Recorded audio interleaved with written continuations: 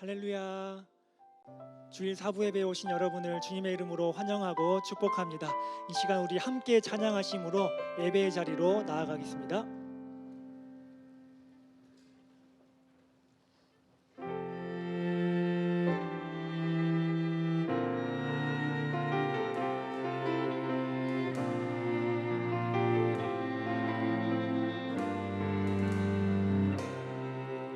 우리 모두 예배하는 자 되어 온전히 영과 진리로 주를 예배하자.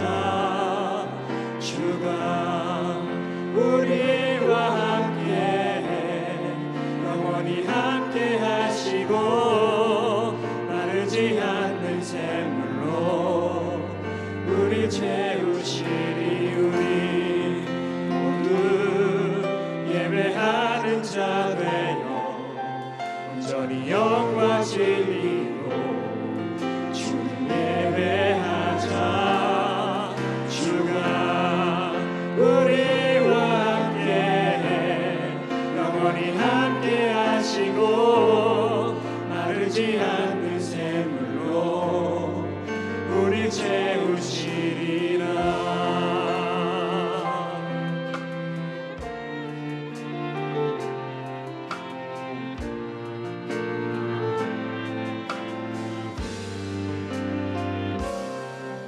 우리 모두 예배하는 자 되어 온전히 영과 진리로 주를 예배하자. 주가 우리와 함께 영원히 함께 하시고 마르지 않는 샘물로 우리 채우시리. 우리 예배하는 자 되어 온전히 영과 진리로 주를 예배하자. 주가 우리와 함께 영원히 함께 하시고 마르지 않는 샘물로 우리 채우시리라.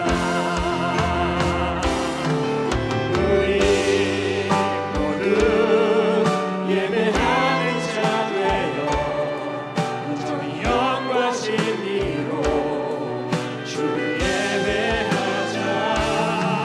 주가 우리와 함께 영원히 함께 하시고 마르지 않는 샘물로 우리 채우시리. 우리 모두 예배하는 자 온전히 영과 진리로 주를 예배하자. 주가 우리와 함께 영원히 함께 하시고 마르지 않는 샘물로 우리 채우시리라.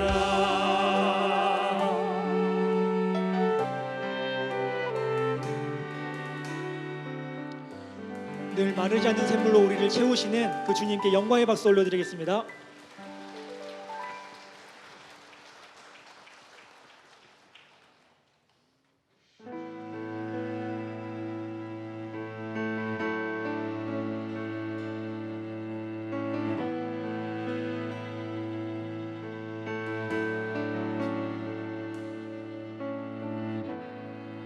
주님 나를 부르시니 두려움 없이 내게서 나아가리라. 주님 나를 부르시니 주님 내게 오라시니 주님 보고 계시기에 의심치 않고 바다를 걸어가리라. 주님 보고 계시기에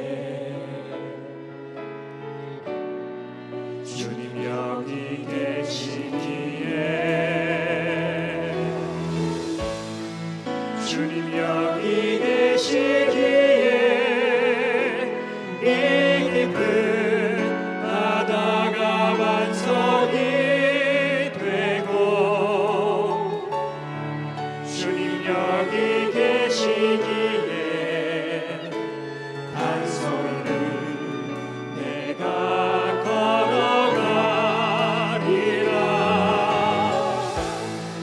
주님 여기 계시기에 저같이 파도가 반석이 되고 주님 여기 계시기에 반석을 내가 걷습니다.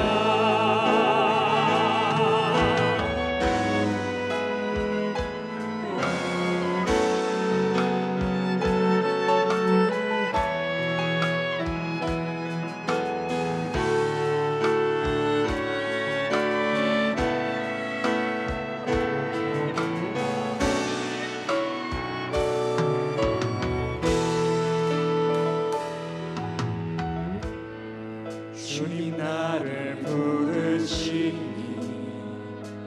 두려움 없이 배에서 나가리라. 주님 나를 부르시니 주님 내게 오라시니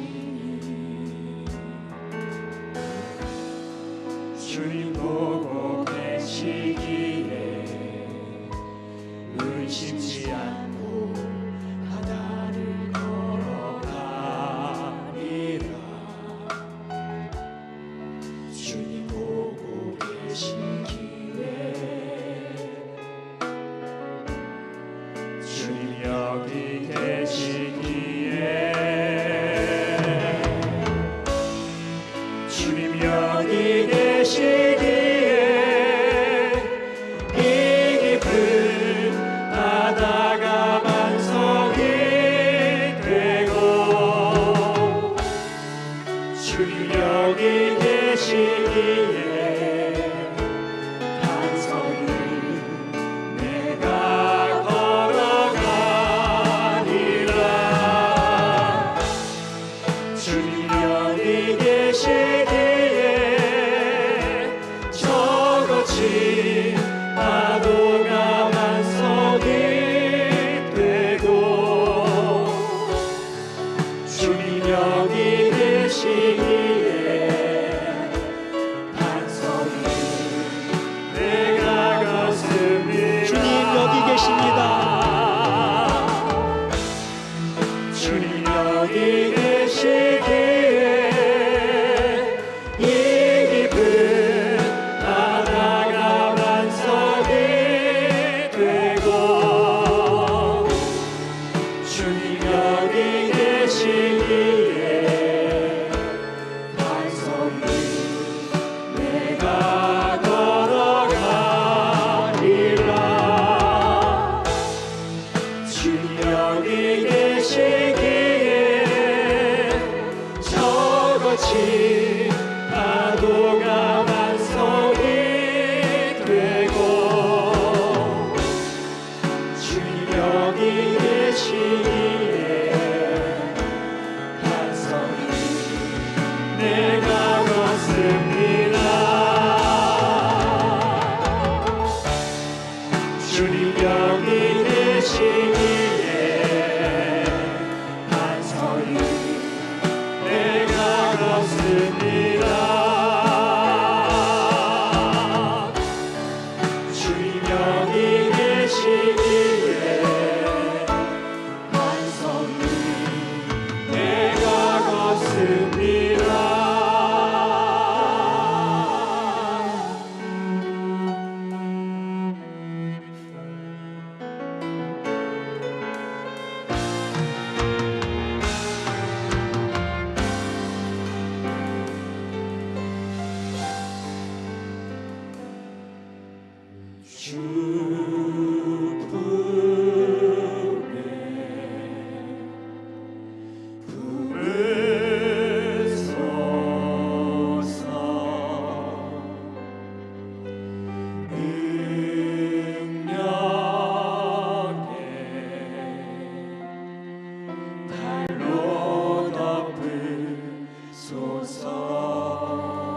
주 품에 품으소서.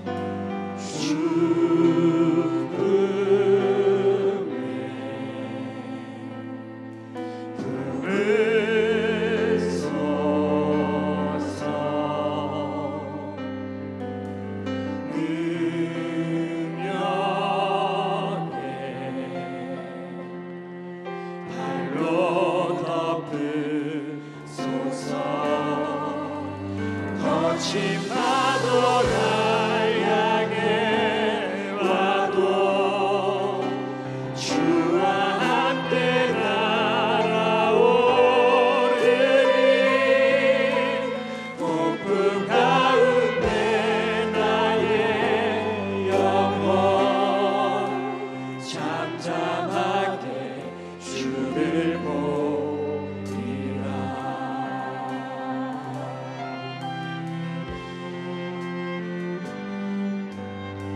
주님 안에 나 거하리. 주님 안에 나 거하리.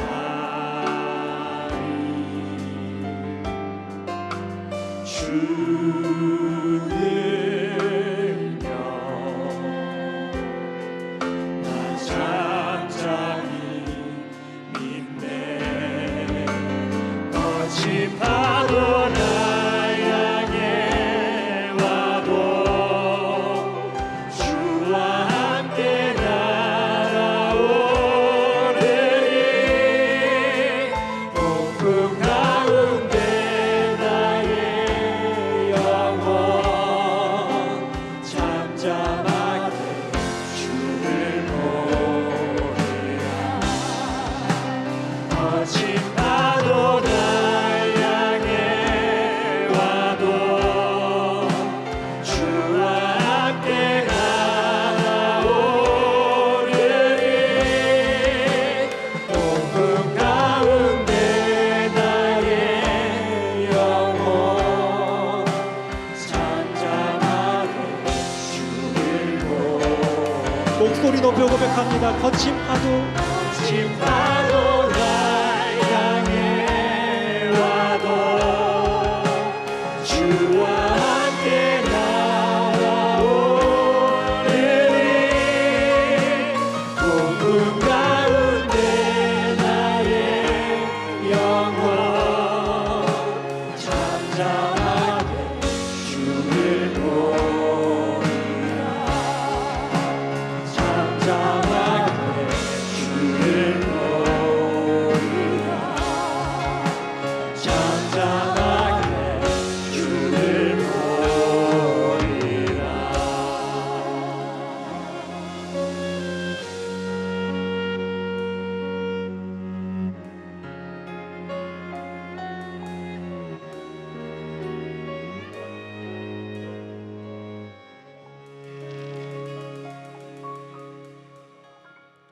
이제 다 같이 일어나셔서 주님의 성령 찬양하겠습니다.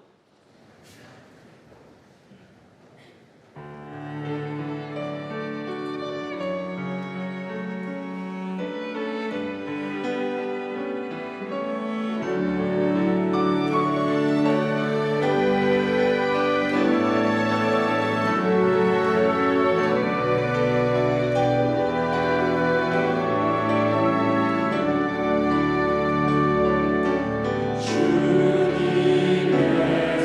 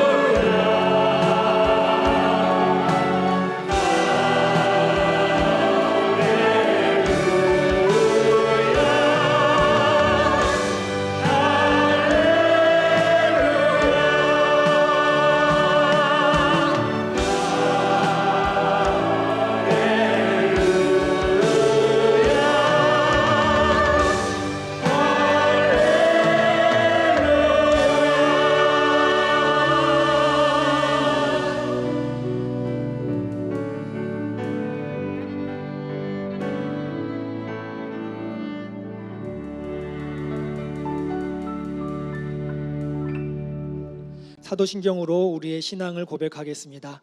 나는 전능하신 아버지 하나님, 천지의 창조주를 믿습니다.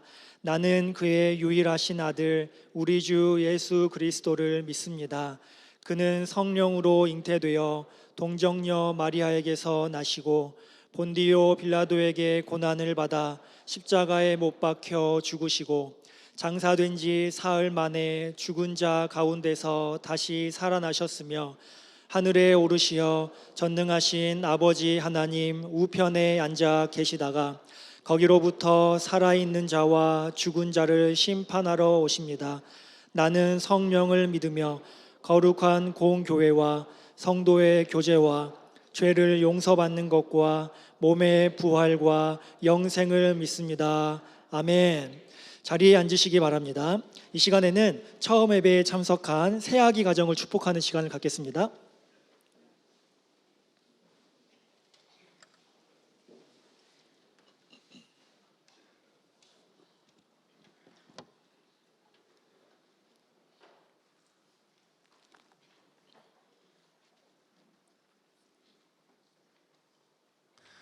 네, 오늘은 우리 왕자님 둘이 올라왔습니다.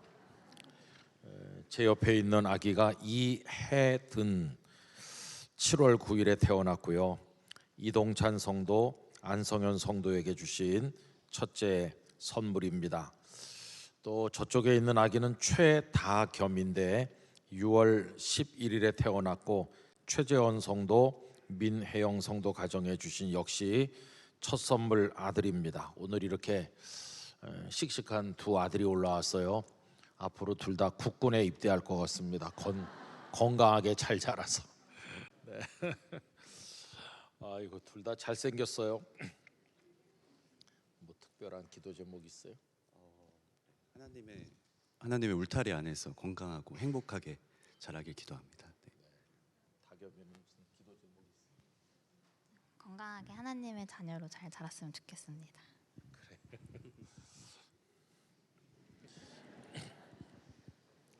우리 혜든이 위해서 기도하겠습니다. 여러분 다 같이 기도에 참여해 주시기 바랍니다.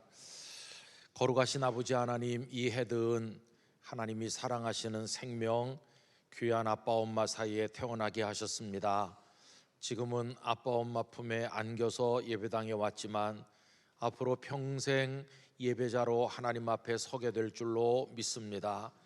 다윗이 하나님을 찬양하며 하나님께 성전을 지어 드리기를 원하는 믿음으로 살았던 것처럼 혜든이를 통해 하나님의 영광이 드러나게 도와주시고 그의 삶이 하나님께 올려드리는 영광의 찬양이 되게 해주시기를 원합니다.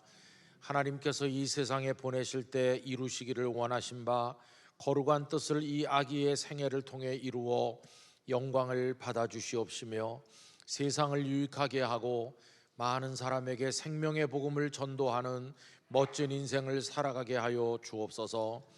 대장부 인생을 살게 하시고 하나님의 말씀 안에 거하게 하시며 모든 사람을 위로하는 이로 살아가도록 도와주옵소서. 아빠 엄마가 위하여 드리는 기도가 다 이루어지게 하시되 어려서부터 무병하게 강건하게 지혜롭게 하나님의 은혜 가운데 살게 하여 주옵소서. 아빠 엄마가 늘 말씀으로 양육하게 하시고 기도하게 하시고 아빠 엄마의 하는 일에 복을 더하셔서 아기의 뒷바라지에 조금도 모자람이 없도록 축복하여 주시옵소서. 이 가정 안에 주님의 임재가 언제나 함께 하셔서 영광을 받아 주시옵소서. 평생을 주님의 손에 맡겨드리며 예수님의 이름으로 축복하여 기도드리옵나이다. 아멘. 우리 다겸이를 위해 기도하겠습니다. 거룩하신 아버지 하나님, 최다겸 하나님이 사랑하시는 소중한 아기를 귀한 가정에 보내주심에 감사드립니다. 아버지 하나님이 아기의 머리 위에 주의 손을 얹어주셔서 일평생 주님의 품 안에서 성장하고 살게 하여 주시옵소서. 삶에 필요한 모든 여건을 허락하시되 먼저는 하늘의 신령한 지혜를 주사 하나님을 경외하는 사람이 되게 하시며 이 세상을 살아가는 이치를 깨닫는 솔로몬에게 주신 것과 같은 지혜를 주셔서 삶의 도리 사람의 도리를 잘 깨닫고 명석한 사람으로 자라게 하시며 건강하게 하시며 복되게 하여 주시기를 원합니다. 성경에 약속된 많은 약속이 아기를 통해 이루어지게 도와주시기를 원합니다. 많은 사람들을 품에 품고 사는 큰 나무와 같은 인생을 살아가게 하여 주옵소서. 모든 순간순간 주님의 선하신 인도하심이 다겸이와 함께 해주시기를 간절히 원합니다. 아빠 엄마가 매일같이 손을 얹어 축복의 기도를 드릴 때 다 이루어지게 하시고 말씀을 따라 권면할 때 말씀의 사람 되게 하여 주옵소서. 아버지 하나님, 이 아기로 말미암아 하나님 영광 받으시기를 원합니다. 가정에 웃음꽃이 피게 하여 주옵소서. 오늘 두 씩씩한 아기가 강단에 올라와 싸우니 앞으로 두 아기의 평생을 통해 하나님께서 영광 받으시고 교회 기둥 같은 인물들이 되게 하시며 가정의 보배가 되게 하여 주옵소서. 하나님께 영광 올려드리며 예수님의 이름으로 축복하여 기도하옵나이다. 아멘. 요 밑에 데리고 내려가요.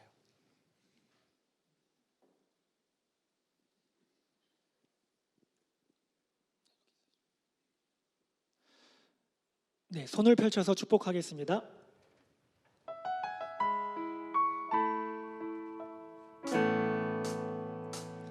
하나님이 너를 엄청 사랑하시네. 하나님이 너를 엄청 사랑하시네. 하나님이 너를 엄청 사랑해서 너의 삶을 허락하시고 이 땅에 태어나게 하셨네. 이 땅에 태어나게 하셨네. 사랑합니다. 축복합니다.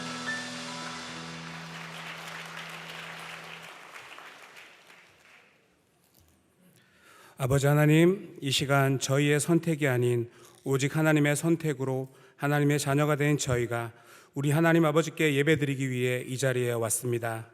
이 땅에 태어난 것도 하나님의 자녀가 된 것도 영락교회에서 하나님을 예배하고 섬기게 된 것도 모두 하나님의 주권적 인도하심임을 고백합니다.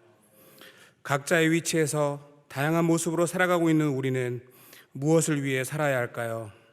하나님의 부르심에 귀 기울이고 하나님의 뜻을 이루는 일에 우리의 마음의 중심을 두고 살아야 할 줄로 믿습니다.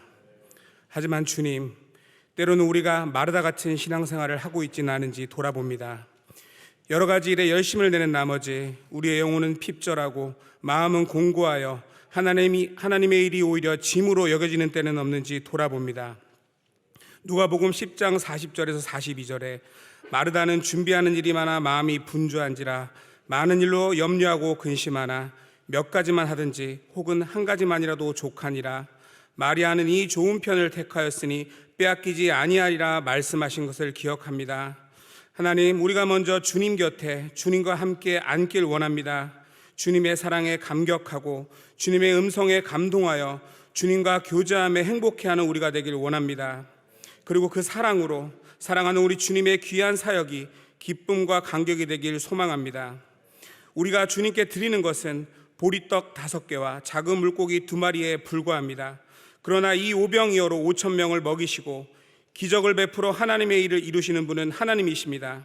그리고 이것을 동역이라 말씀하시며 잘했다 칭찬하시고 귀한 상급까지 주십니다.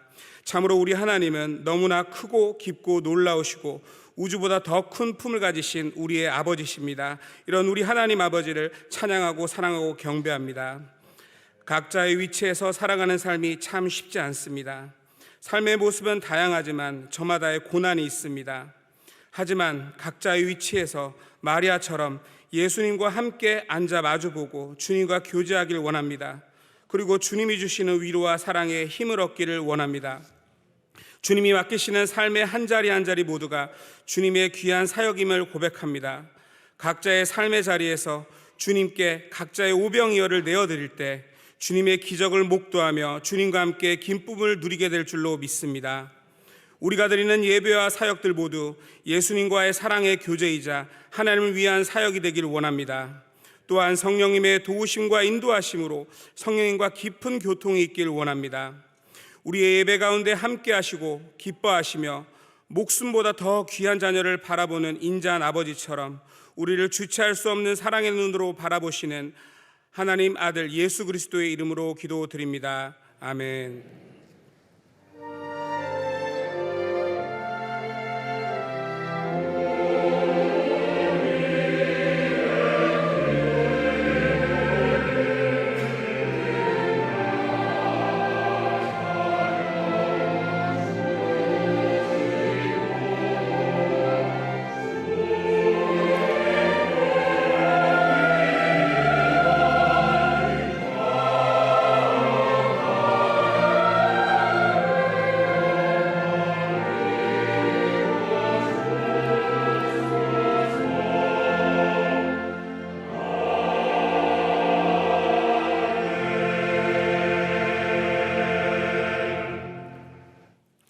오늘 저희에게 주시는 하나님의 말씀은 구약성경 다니엘 12장 1절부터 4절까지의 말씀입니다. 다니엘 12장 1절부터 4절까지의 말씀입니다.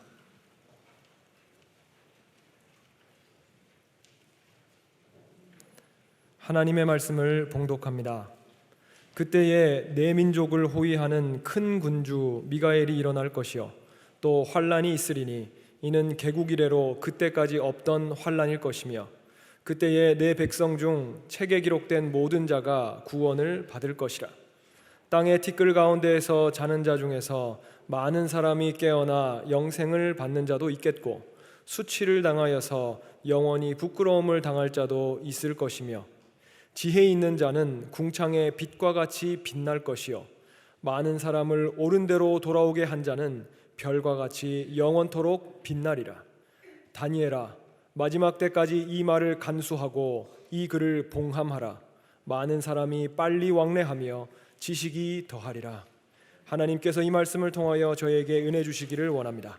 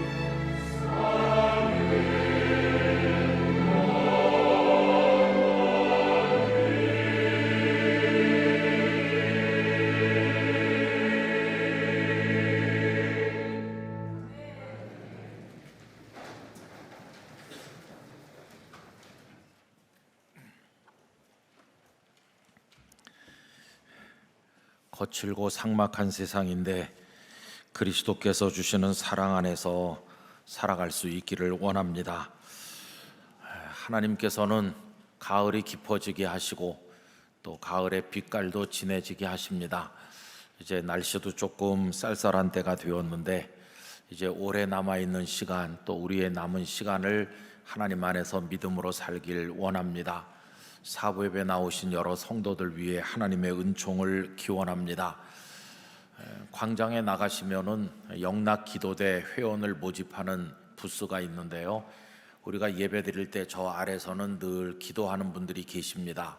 나도 기도로 참여해야 되겠다. 영락교회가 기도하고 나도 기도해야지.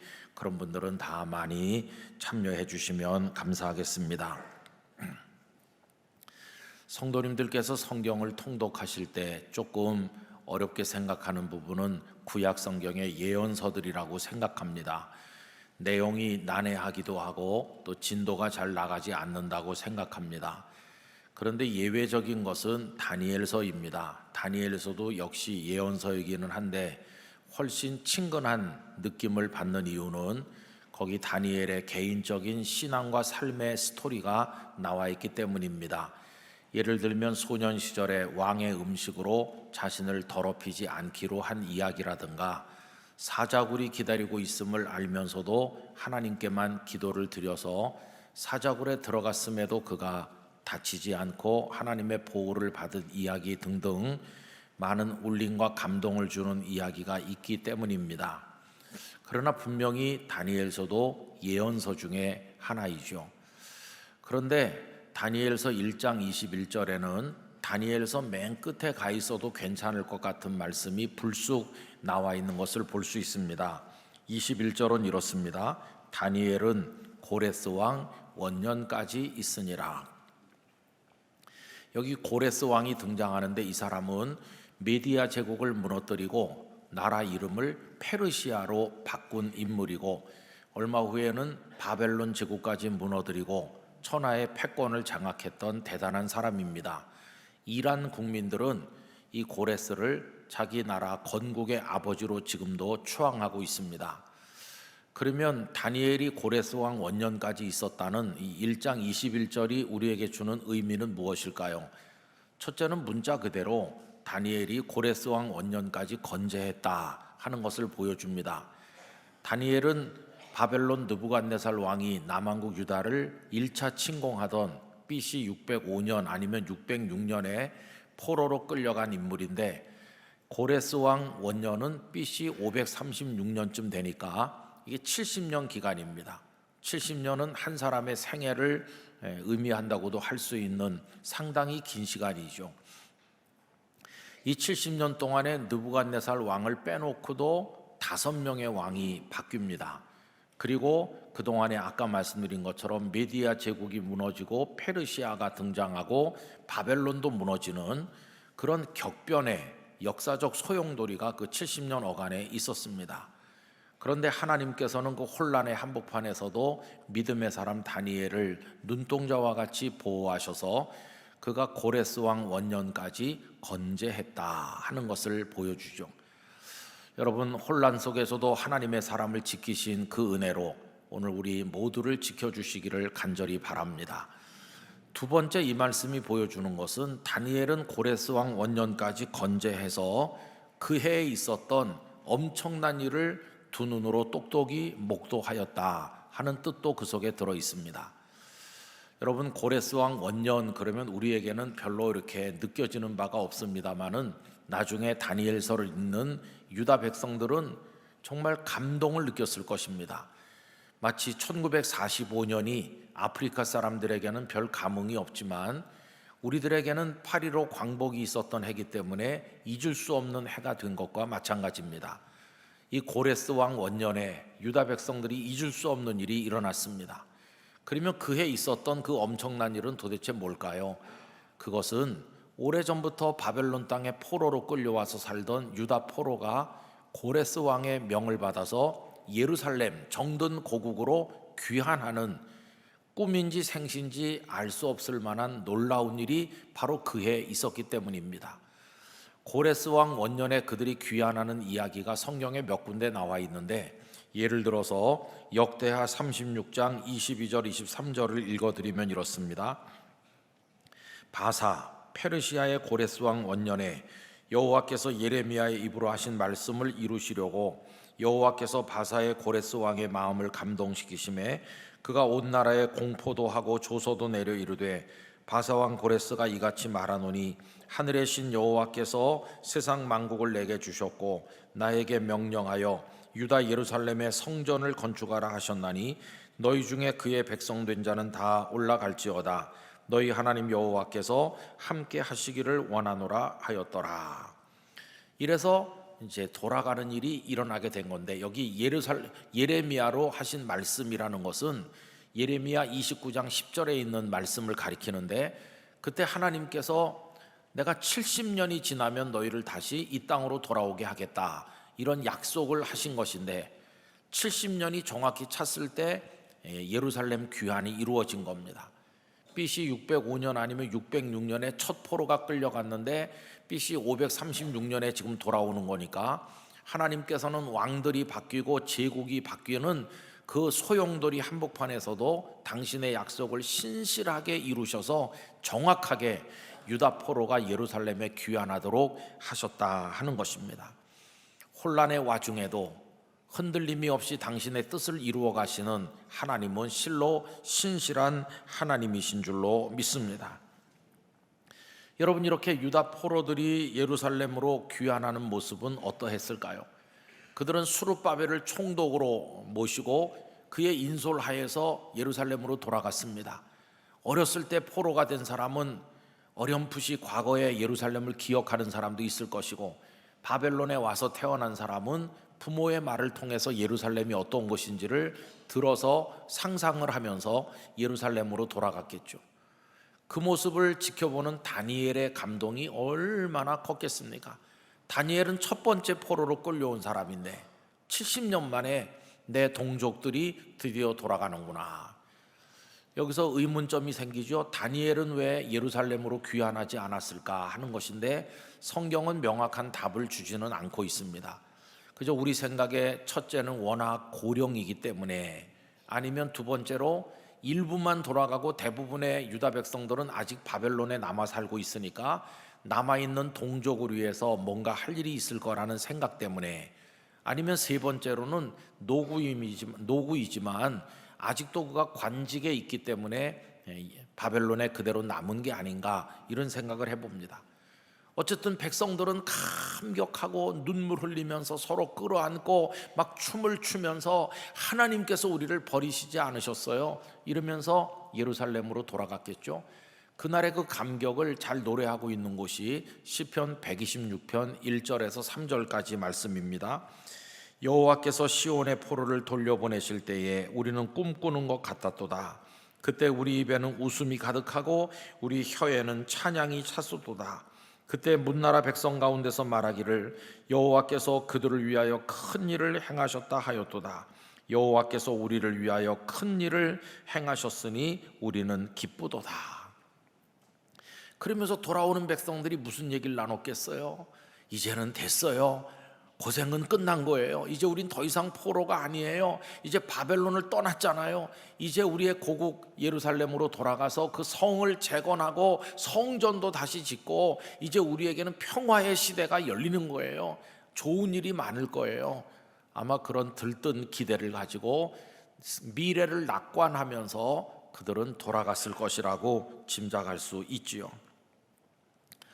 자, 그러면 그 이후의 역사는 어떻게 되는 겁니까? 이제 여기서 오늘 우리 설교 말씀의 중심에 이제 접근하게 되는 것인데, 그 돌아가는 백성들이 고생은 끝났고 이제부터는 평화의 시대가 열릴 거라고 하는 그 낙관적 기대가 그대로 이루어졌을까요? 여러분, 그렇지 않습니다. 전혀 그렇지 않았어요. 그들이 귀환하고 나서 2년이 더 지나서 고레스가 왕이 된 지 3년째 되었을 때 바벨론에 남아있는 다니엘은 환상을 보게 되었는데, 그 환상은 앞으로 있을 평화에 대한 환상이 아니라 앞으로 있게 될 큰 전쟁에 관한 환상을 보게 됩니다. 다니엘 10장 1절에 바사왕 고레스 제3년에 한 일이 벨드사살이라 이름한 다니엘에게 나타났는데 그 일이 참되니 곧 큰 전쟁에 관한 것이라. 다니엘이 그 일을 분명히 알았고 그 환상을 깨달으니라. 근데 이 환상이 얼마나 다니엘에게 충격이 되었는지 그 다음 절에 보면 10장 2절, 그때 나 다니엘이 세 일의 동안을 슬퍼하며, 환상을 보고 나서 세 일의 동안을 슬픔 속에 빠져 있었어요. 또 10장 8절은 이렇게까지 말했습니다. 그러므로 나만 홀로 있어서 이 큰 환상을 볼 때에 내 몸에 힘이 빠졌고 나의 아름다운 빛이 변하여 썩은 듯 하였고 나의 힘이 다 없어졌다. 힘이 쫙 빠져나가면서 마치 죽은 사람 얼굴처럼 사색이 되어서 슬퍼했다. 도대체 그 환상이 어떤 것이길래 다니엘이 이토록 충격을 받았을까요? 성경은 큰 전쟁의 환상을 보았다, 그렇게 말했죠. 여러분, 이 전쟁에 관한 환상은 다니엘이 보기 전에 일찍이 느부갓네살 왕의 꿈속에서도 나타난 바가 있어요. 지금 예루살렘으로 귀환한 백성들은 고생은 끝났고 이제 좋은 시대가 올 거라고 하는데, 하나님께서 보여주시는 미래는 그 반대로 무서운 전쟁에 관한 것이죠. 그러면 느부갓네살 왕이 벌써 꿈을 꾸고 그 속에 그게 나타났다는 게 무슨 말일까요? 여러분, 어느 날 느부갓네살 왕이 꿈을 꾸었는데 그 꿈이 워낙 충격적이어서 그런지 꿈 내용을 잊어버립니다. 그리고는 애굽의 술사들을 다 불러가지고 바벨론의 술사들을 불러서 내가 꿈을 꾸긴 했는데 다 잊어버렸다. 그러니 너희들이 내가 무슨 꿈을 꾸었는지를 알아맞히고 그 꿈의 뜻까지 설명해라. 이런 황당무계한 명령이 어디 있겠어요? 그거 하지 못하면 다 죽인다고 그렇게 위협했잖아요. 여러분, 그때 하나님의 영감이 다니엘에게 임해서 이 느부갓네살이 꾼 꿈이 무엇인지를 왕에게 이야기하면서 그 꿈의 뜻까지 해석하는 얘기가 다니엘서 2장에 나오고 있습니다. 우선 2장 31절에서 33절까지만 읽으면 이렇습니다. 왕이여, 왕이 한 큰 신상을 보셨습니다. 그랬더니 아마 여긴 나오진 않지만 느부갓네살이 그렇지, 내가 큰 신상을 봤지, 꿈이 다시 생각났겠죠. 다니엘이 계속 말합니다. 그 신상이 왕의 앞에 섰는데 크고 광채가 매우 찬란하며 그 모양이 심히 두려우니, 엄청나게 크고 빛나는 신상을 왕께서 꿈에 보셨습니다. 이제 그 다음 얘기를 여러분 잘 들으시면, 이 신상이 머리부터 발까지 같은 재질로 된 게 아니고 금, 은, 놋, 쇠 이렇게 나옵니다. 32절, 그 우상의 머리는 순금이요, 가슴과 두 팔은 은이요, 배와 넓적다리는 놋이요, 그 종아리는 쇠요, 그 발은 얼마는 쇠요, 얼마는 진흙이었나이다. 이렇게 다니엘이 얘기해요. 여러분, 여기서 네 가지 서로 다른 그 재질이 나오잖아요. 이 순금에 해당하는 것은 느부갓네살의 바벨론 제국을 말하는 것이고, 그 다음에 은에 해당하는 나라는 고레스에 의해서 일어난 페르시아 제국을 말하는 것이고, 그 밑에 놋에 해당하는 나라는 알렉산더에 의한 헬라, 그리스 제국을 말하는 것이고, 그 밑에 쇠로 상징된 나라는 로마 제국을 이야기하는 겁니다. 그리고 그 밑에 발가락이 쇠와 진흙이 섞여 있다. 이건 그 외 여러 자잘한 나라들을 의미하는 거죠. 이게 엄청난 신상이 이제 서 있는 걸 느부갓네살이 본 거예요. 그러면 그 머리, 가슴, 그 밑에 이렇게 여러 제국들이 언급되어 있는데, 여러분, 한 제국이 무너지고 다른 제국이 등장하는 그 과정에 어떻게 이루어지나요? 무슨 평화협정을 통해서 오늘까지는 바벨론하고 내일부터는 페르시아 해라 그럽니까? 아닙니다. 제국이 무너지고 새로운 제국이 그 자리를 차지하는 과정은 피비린내 나는 전쟁이죠. 오랜 전쟁이 피가 강물처럼 흐르도록 진행돼 가지고 무수한 사람이 죽어나간 끝에 한 나라가 무너지고 다른 나라가 그 자리를 차지하는 거죠. 앞으로 그런 일이 계속될 것을, 다시 말하면 큰 전쟁이 이어져 나갈 것을 하나님께서 먼저 느부갓네살의 꿈을 통해서 보여주셨다는 것을 알 수 있어요. 자, 그러면 이제 고생은 끝났고 좋은 일이 있을 거라고 하면서 예루살렘에 돌아왔던 유다 백성들의 그 다음 역사는 어떻게 됐을까요? 그들은 지금 페르시아 고레스 왕이 돌아가라고 해서 돌아온 거 아닙니까? 그렇다고 나라가 독립한 건 아니죠. 여전히 예루살렘은 페르시아의 식민지 아래에 있는 겁니다. 그렇게 한동안 지내다가 알렉산더의 헬라 제국이 세력을 팽창하면서 페르시아는 동쪽으로 밀려나가고 알렉산더의 제국은 인도에 도달할 때까지 거대한 제국이 되죠. 그런데 알렉산더는 성도님들이 아시는 것처럼 후손도 남기지 못하고 이른 나이에 갑자기 죽습니다. 그래서 그 알렉산더의 제국은 그 수하에 있던 4사람의 장군이 4나라로 갈라서 차지하게 되죠. 그 중에서 유다 백성들, 그 팔레스틴 땅에 영향을 미친 것은 2나라인데 오늘날의 시리아를 중심으로 북쪽에 있었던 셀류커스 왕조고, 또 하나는 남쪽 오늘날의 이집트 땅을 중심으로 한 톨레미 왕조죠. 그래서 이 하나님의 백성들은 이 두 강대국 사이에 끼어 있게 됐습니다. 셀류커스 왕조와 톨레미 왕조 사이에 끼어서 그 신세가 마치 조선시대 때 우리가 중국과 일본 사이에 끼어 있는 것과 비슷했습니다. 여러분, 우리 조선이 연약해졌을 때 일본에 의해서 임진왜란을 겪으면서 얼마나 힘들었습니까?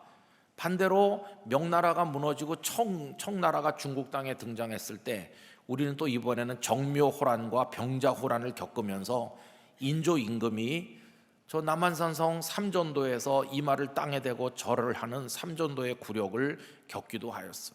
그거랑 똑같습니다. 이 하나님의 백성이 이 셀류커스와 톨레미 왕조 사이에 끼어가지고 2나라가 오랜 전쟁을 하는데 그 틈새에서 말할 수 없는 고통을 겪는 거죠. 다니엘서 11장에 가보면 북방 왕과 남방 왕의 전쟁이 기록되어 있는데 그게 바로 셀류커스와 톨레미 왕조 사이의 전쟁을 기록하고 있는 겁니다. 더군다나 그 중에서도 이 북쪽에 있는 셀류커스 왕조의 왕들 중에서 안티오코스 에피파네스라는 못된 왕이 있었는데 못할 짓을 하죠. 말을 탄 채로 하나님의 성전을 짓밟고 다니면서 성전을 모독하는가 하면 유다인들이 가장 가증하고 더럽게 생각하는 돼지를 잡아서 하나님께 제사하라, 소나 양이 아니고. 그래서 하나님을 모독하더니 또 안식일에 그 안식일을 경건하게 지키고 있는 유다인들을 집단 학살하는 만행을 이 사람이 저지르기도 하였어. 그 틈새에서 이 백성들이 얼마나 고통받았는지 몰라요. 이제 바벨론 포로는 끝났고 좋은 일이 있을 거야 라면서 돌아갔더니 그들을 기다리는 것은 전쟁과 전쟁, 그 틈새에서 고통받는 거, 그게 그들을 기다리는 역사였습니다. 여러분, 그 이후에 셀류커스 왕조가 조금 허약해진 틈을 타서 마카비 가문을 중심으로 유대 독립전쟁을 여러 해 동안 벌인 끝에 잠깐 나라가 독립하게 됩니다. 그러나 그 독립도 오래가지 못하고 그 다음에는 그 느부갓네살의 꿈속에서 보는 쇠 나라에 해당하는 로마 제국에 의해서 점령당하죠. 그래서 예수님 탄생하실 때는 로마 제국의 식민지가 되어 있질 않았습니다. 이게 그 유다 백성들의 역사였어요. 여러분, 그 이후에 AD 70년에 예루살렘이 함락됐고 2세기에는 모든 예루살렘의 유대인들을 다 추방하는 일이 있었고, 그러면서 추방당한 사람들 갈 데가 없으니까 전 세계로 떠도는 백성이 되었고, 그러다 중세 때는 흑사병이 돌 때 유대인들이 그 책임을 지고 얼마나 많이 학살당했는지 요 근대 들어와서는 히틀러에 의해서 600만 명이 죽임을 당하고 유대인들의 고통은 다 이루 말할 수가 없습니다. 그러다가 1948년 대한민국이 건국되던 그해 거기도 이스라엘이 건국됐는데 여러분, 지금도 이스라엘은 전쟁 중입니다. 그게 그들을 기다리고 있었던 역사였습니다. 다니엘이 죽은 사람처럼 돼서 힘이 쫙 빠진 이유가 그겁니다. 무서운 큰 전쟁의 환상을 보고 나니까 힘이 다 빠진 것이. 그런데 여러분, 이 얘기를 예수님은 제자들에게 종말에 이런 일이 있을 거다 하면서 종말에 있을 일을 말씀할 때 요 다니엘서를 인용하셔서 말씀하기도 했어요. 마태복음 24장 15절 16절에 보면 이렇습니다. 그러므로 너희가 선지자 다니엘이 말한 바 멸망에 가증한 것이 거룩한 곳에 선 것을 보거든 읽는 자는 깨달을진저 그때 유대에 있는 자들은 산으로 도망할지어다. 예수님께서 다니엘 선지자가 했던 말을 인용하시면서 거룩한 곳에 서지 못할 멸망에 가증한 것이 서면 그게 무서운 환난의 때가 온 징조니까 산으로 도망해라. 21절은 이렇게도 표현했어요. 이는 그때에 큰 환란이 있겠습니다. 창세로부터 지금까지 이런 환란이 없었고 후에도 없으리라. 예수님 이렇게 말씀했어요. 그럼 방금 전에 인용한 멸망에 가증한 것이 도대체 뭘 가리키는 것일까? 그것은 다니엘서 9장 27절에 나오는 포악하여 가증한 것을 지칭하는 겁니다. 다니엘 9장 27절을 읽어드립니다. 그가 장차 많은 사람들과 더불어 한 이레 동안의 언약을 굳게 맺고 그가 그 이레의 절반에 제사와 예물을 금지할 것이며 하나님 앞에 예배하는 것을 못하게 하는 일이 벌어질 것이고 또 포악하여 가증한 것이 거기 나오죠. 포악하여 가증한 것이 날개를 의지하여 설 것이며 또 이미 정한 종말까지 진노가 황폐하게 하는 자에게 쏟아지리라 하였느니라 하니라. 아까 말씀드렸던 셀루커스 왕조의 그 안티오코스 에피파네스가 어떤 짓을 벌였느냐 하면은 그 성전을 모독하고 돼지를 잡아 제사하고 이렇게 하면서 그 하나님의 성전 안에다가 제우스 신상을 세웠거든요. 제우스 신상을 성전 안에다 세우고 백성들이 절하도록 강제시켰거든요. 멸망에 가증한 것이 뭘 가리키는가? 우상을 가리키는 거기도 하고 혹은 이념을 가리키는 것이기도 하고 세상의 권세를 가리키기도 하고 혹은 어떤 인간을 말하기도 하는 거죠. 그런데 그런 것들이 거룩한 곳 하나님의 자리에 앉아 있다. 하나님의 자리에 어떤 인간이, 하나님의 자리에 권력이, 하나님의 자리에 어떤 이념이, 어떤 우상이 자리를 잡고 있으면 그게 종말적인 환란의 때가 온 증거다. 그렇게 예수님 말씀하는 거예요. 여러분, 오늘날 어떤 나라에는 이념이 사람들의 목을 조이고 어떤 나라에는 독재자가 사람들을 못 살게 하고 어떤 나라에는 돈과 권력이 사람들을 숨 못 쉬게 만들기도 하고 지금 그런 세상이 되어가고 있지 않습니까? 여러분, 이후로 이 예루살렘에 귀환했던 백성들이 기대했던 평화의 시대가 오는 거, 그거는 아무것도 이루어지지 않은 것을 볼 수 있습니다. 여러분, 오늘 우리 시대는 어떤가 생각을 해봅니다. 이제 고생은 끝났고 이제는 평화로운 좋은 삶이 있을 거야 라고 기대했는데 그 기대가 물거품이 된 유다 백성들의 얘기처럼 오늘 우리는 어떤가요? 여러분, 우리도 매우 낙관적 기대를 가진 적이 한두 번이 아닌데 그게 다 짓밟힌 일이 우리들에게도 참 많았어요. 일제시대 때 우리 부모님 세대는 해방만 되면 하고 염원했어요. 그러다가 8.15 광복을 맞이했을 때 우린 기대했습니다. 이제는 해방되었으니까 라고 기대를 가졌어요. 그러나 웬걸요? 그때는 타국 사람들인 일본에 의해서 어려움을 겪은 건데 이번에는 같은 동족들끼리 죽이고 죽는 상상도 못할 참상이 6.25 전쟁이 이 땅에서 벌어졌어요. 비참한 전쟁으로 무수하게 많은 사람들이 죽어나갔죠. 그러다가 휴전이라는 형식으로 전쟁이 멈췄어요. 지금 종전이 아니고 휴전 상태에 있는 건데 그래도 사람들은 위로를 받으면서 일단 전쟁이 멈췄으니까 하고 또 기대를 했어요. 그런데 여러분, 전후의 삶은 어땠습니까? 세계에서 두 번째로 가난한 나라로 깡통 든 거지가 곳곳에 넘쳐나고 고아가 넘치고 정말 먹을 게 없고 그 고단한 인생을 살아내야만 했습니다. 정말 어려웠죠. 전쟁 끝난 이후에 정말 어려웠어요. 그래서 우리 부모님 세대는 정말 고생 많이 했습니다. 잘 살아보겠다고 월남전에 파병되어가지고 죽은 이들도 많고 어떤 이들은 아라비아 같은 데 가서 사우디 같은 데 가서 노동자가 되기도 하고 독일에 가서 간호사 광부가 되기도 하고 그러면서 새마을 운동을 하고 뭐 어떻게든지 잘 살아보자. 그래서 또 기대를 가지게 됐어요. 이제 우리가 경제적으로 많이 부흥됐으니까 이렇게 기대도 하고 또 그 얼마 후에는 군사 정부가 이제 무너지고 이제 문민 정부가 들어서면서 이제는 민주화도 됐으니까라고 다 낙관적 기대를 많이 했어요. 근데 여러분, 민주화도 됐고 경제 부흥도 됐는데 지금 현재 대한민국은 얼마나 어지럽고 혼란스럽습니까? 우리의 기대대로 유토피아가 열렸나요? 그렇지 않습니다. 이런 속는 이야기는 개인 차원에서도 많아요. 이제는 내가 그렇게 염원하던 우리 아들 우리 딸 요번에 잘 됐으니까 하고 기대를 걸어보는데, 그렇게 자랑스럽게 생각했던 아들 딸들 때문에 노후에 눈물을 흘리는 부모님들이 얼마나 많은가요?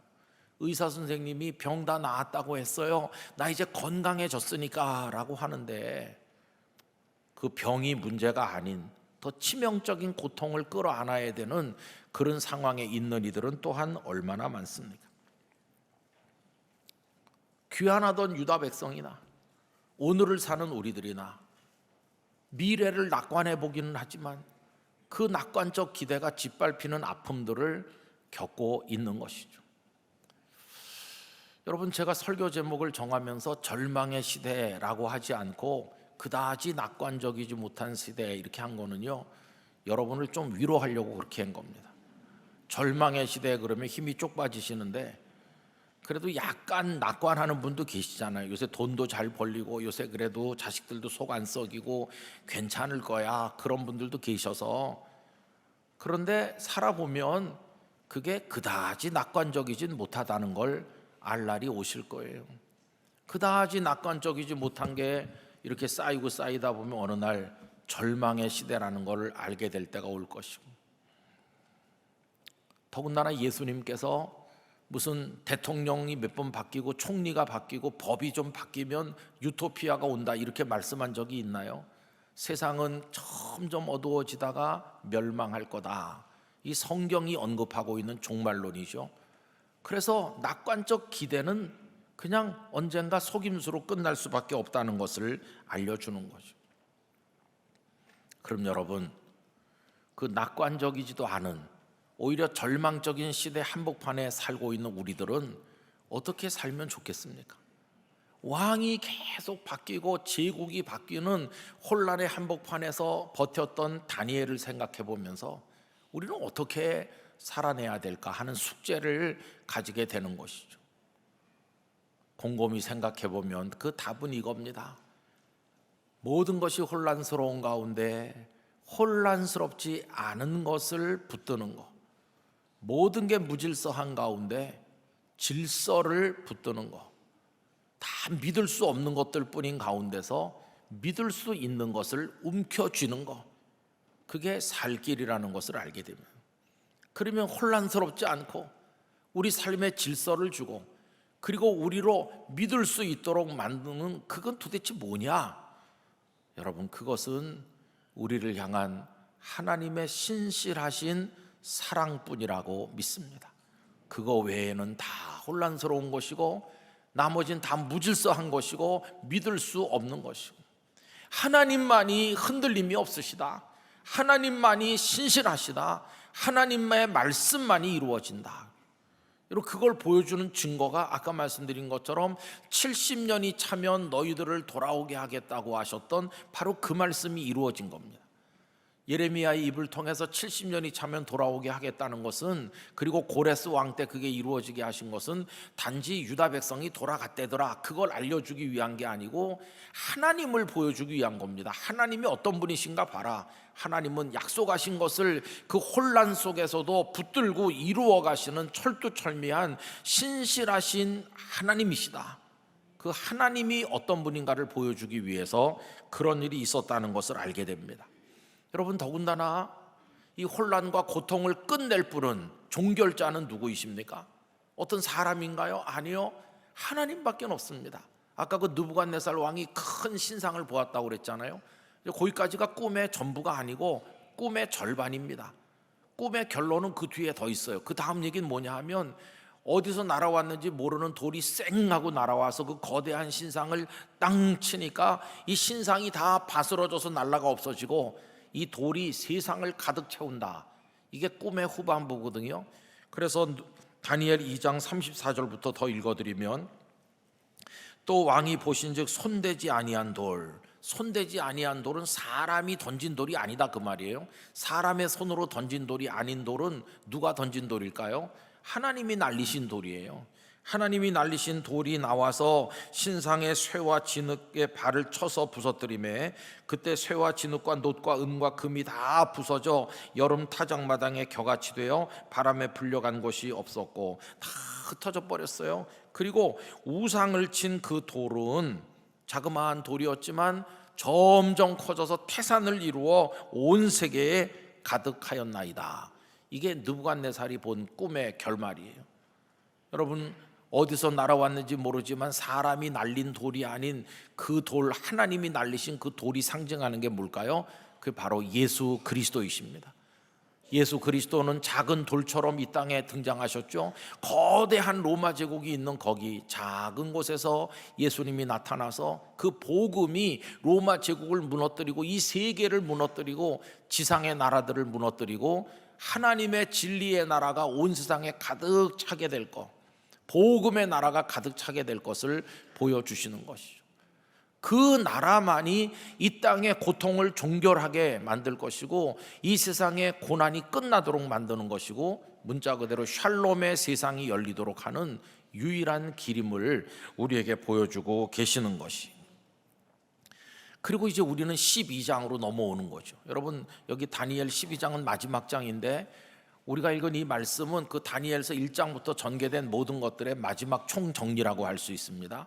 그러면 한번 확인해 볼까요? 우선 1절에서는 큰 전쟁과 환난의 때가 온다, 그걸 얘기하죠. 1절 앞부분에 보시면 그때 네 민족을 호위하는 큰 군주 미가엘이 일어날 것이요, 이 미가엘은 하나님의 천사장으로 전쟁을 담당한 천사장이다, 그렇게 알려져 있어요. 왜요? 전쟁의 때가 올 것이니까. 또 환난이 있으리니 이 환난이 얼마나 큰지 이는 개국 이래로 그때까지 없던 환난일 것이며 우리를 기다리고 있는 미래는 더 어둡고 더 견디기 힘든 그런 것들임을 우리들에게 암시하고 있죠. 그러나 여러분, 절망할 필요는 없습니다. 왜냐하면 1절 후반부부터 보세요. 그때의 네 백성 중 책에 기록된 모든 자가 구원을 받을 것이라. 여러분, 하늘나라 생명책에 기록된 자는 그 혼란 속에서도 구원받게 될 줄로 믿습니다. 우리가 그들 중에 한 명이 되기를 원합니다. 2절, 땅의 티끌 가운데서 자는 자들 중에 많은 사람이 깨어나 영생을 받는 자도 있겠고 그 틈에서 희생돼서 죽어간 많은 이들 중에 다시 일어나 영원한 생명을 얻는 자들이 있다. 바로 성도가 그렇게 될 줄로 믿습니다. 반면에 수치를 당하여서 영원히 부끄러움을 당할 자도 있을 것이며 우리 영락교회 권속 중에 한 사람도 수치를 당하는 쪽에 포함되는 자가 있어서는 안 될 것입니다. 그리고 이 혼란 속에서도 별처럼 빛나는 사람도 있다. 그게 3절이죠. 3절 다 같이 읽겠습니다. 지혜 있는 자는 궁창의 빛과 같이 빛날 것이요 많은 사람을 옳은 대로 돌아오게 한 자는 별과 같이 영원토록 빛나리라. 할렐루야. 그 어둠의 세상 속에서도 하늘의 광명처럼 빛이 나기도 하고 또 많은 사람을 진리로 옳은 대로 돌아오게 하는 선교적 삶을 사는 사람들은 하늘의 별처럼 영원히 비출 것이라고. 여러분, 우리가 그런 사람 돼야 될 줄로 믿습니다. 그리고 다니엘서 맨 끝에 가보면 어떻게 성도가 그 마지막 때까지 기다리고 견뎌야 되는지를 이렇게 말씀했어요. 11절로 13절 우리 화면을 보며 다 같이 읽겠습니다. 매일 드리는 제사를 폐하며 멸망하게 할 가증한 것을 세울 때부터 1290일을 지날 것이요 기다려서 1335일까지 이르는 그 사람은 복이 있으리라. 너는 가서 마지막을 기다리라. 이는 내가 평안히 쉬다가 끝날에는 내 몫을 누릴 것임이라. 아멘. 아까 말씀드린 멸망에 가증한 것이 하나님의 자리에 서서 세상을 억압하기 시작해서 날이 많이 지나갈 건데 그때까지 기다려라. 하나님의 때가 찰 때까지 기다리면 너는 마지막에 영광을 누리게 될 것이다. 끝날에는 내 복을 누릴 것이다. 이렇게 말씀하는 거죠. 여러분, 언젠가 우리 생애의 끝날, 이 세상의 끝날이 오게 될 텐데 그때까지 인내하는 믿음의 사람이 되시기를 바라는 것입니다. 이렇게 보면 다니엘서에 다니엘의 입을 통해 외친 말씀만 하나님의 말씀인 것이 아니고 다니엘의 그 삶이 곧 메시지구나 하는 걸 알 수 있어요. 아까 말씀드린 것처럼 많은 왕들이 바뀌고 제국이 바뀌는 가장 혼란스러운 그 한복판에 다니엘이 서 있잖아요. 그러면서 그는 요동하지 않고 하나님을 붙들고 사자굴의 위협 앞에서도 굴하지 아니하고 믿음을 지키며 견디며 인내하며 버티니까 그는 거기서 빛나는 하나님의 사람이 되고 많은 사람들을 옳은 대로 돌아오게 하는 그런 역할을 감당했으니 다니엘의 인생 스토리 자체가 하나님께서 이 시대에 우리가 어떻게 살아야 되는지를 보여주는 모델 메시지라는 것을 알게 되는 것입니다. 그런 의미에서 우리 모두가 작은 다니엘로 오늘 이 시대 가운데 승리하기를 간절히 원하는 것입니다. 여러분, 뉴스를 보면서 일이 일비하실 필요가 없어요. 세상은 점점 어두워질 것이 뻔하기 때문입니다. 그래도 트럼프가 괜찮은 말을 하던데요, 그러면서 낙관적 기대를 가지는 분도 계시겠지만 그 다음날 딴소리도 하니까 믿을 게 별로 없고, 우리가 김정은을 믿겠어요? 뭐 누굴 믿겠어요? 여러분, 그런데 가볍게 낙관하지도 동요하지도 말고 진중한 게 하나님을 꼭 붙들고 하나님의 말씀을 따라 깊이 기도하면서 한 걸음 한 걸음 걸어 나가야만 될 것입니다. 인내하면서 참아가면서 우리의 끝날이 오면 그 다음에 우리의 몫을 누리게 될 것입니다. 마치 사도 바울이 믿음을 지키고 선한 싸움을 싸우고 달려갈 길을 다 달린 그 이후에는 의로우신 재판장이 내게 의의 면류관을 주실 거라고 말한 것과 아주 흡사하잖아요.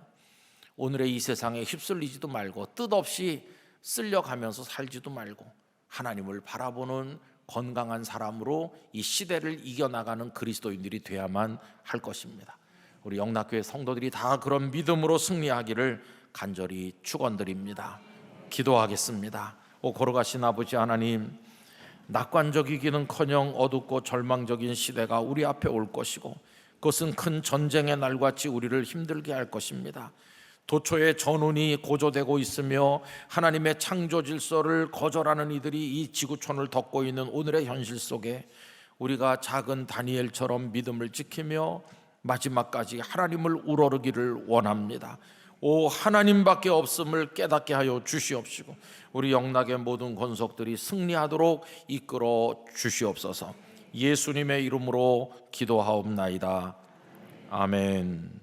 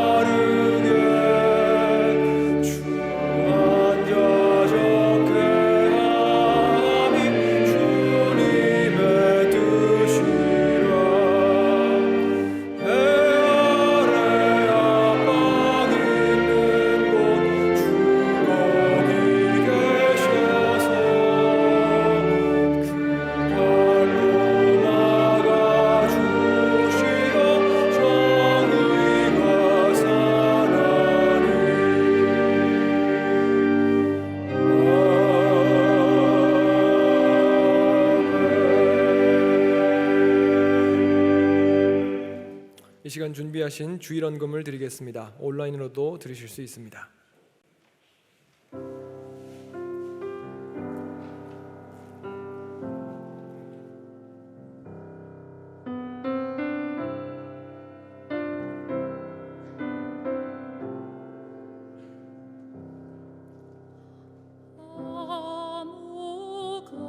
아무것도 두려워 말라. 주 나의 하나님이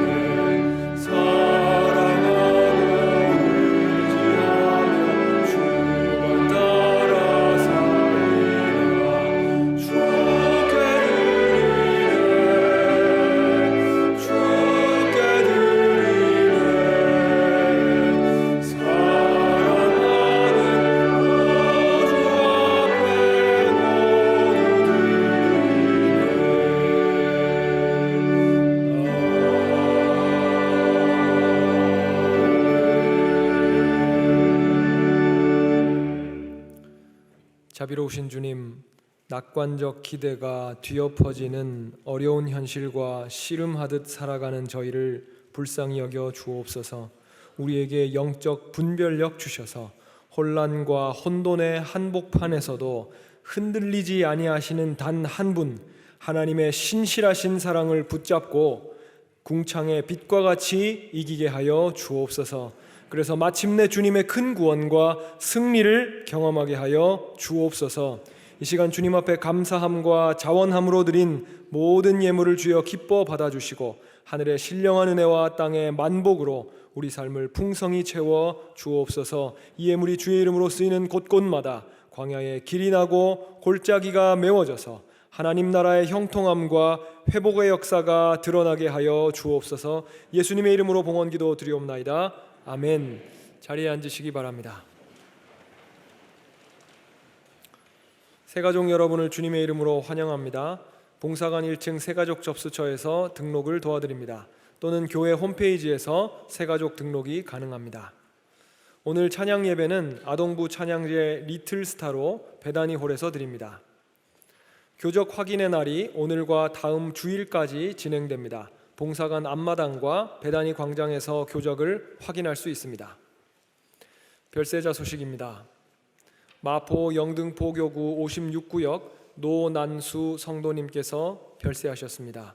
고인은 이애리 집사님의 모친이 되십니다. 10월 20일 월요일 오전 7시 30분 이대 목동병원 장례식장에서 장례 예식이 있습니다. 성남 분당교구 1구역 이희관 은퇴 장로님께서 별세하셨습니다. 고인은 박승금 은퇴 권사님의 남편이 되십니다. 10월 20일 월요일 오전 8시 영락교회에서 장례 예식이 있습니다. 성남 분당교구 7구역 김성민 성도님께서 별세하셨습니다. 고인은 이봉훈 성도님의 모친이 되십니다.